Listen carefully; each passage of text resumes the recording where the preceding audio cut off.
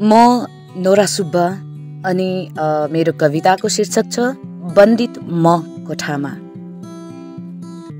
आज म बन्दित छु अन्धकार कोठामा, जहाँ सूर्यको सूक्ष्म कणले आफ्नो बाटो हराएछ।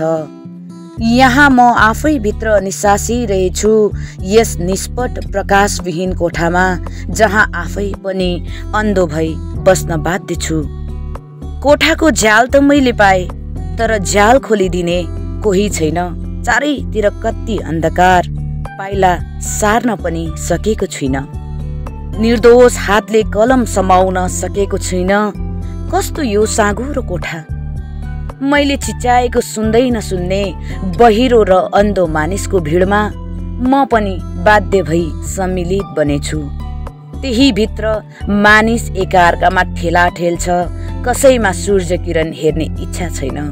हो नि, पक्का यो साँघुरो कोठा ममा मात्र त सीमित छ, तर के गर्नु, बनाउन सकिन म एक्लैले यो संकीर्ण कोठालाई फराकिलो र विस्तृत।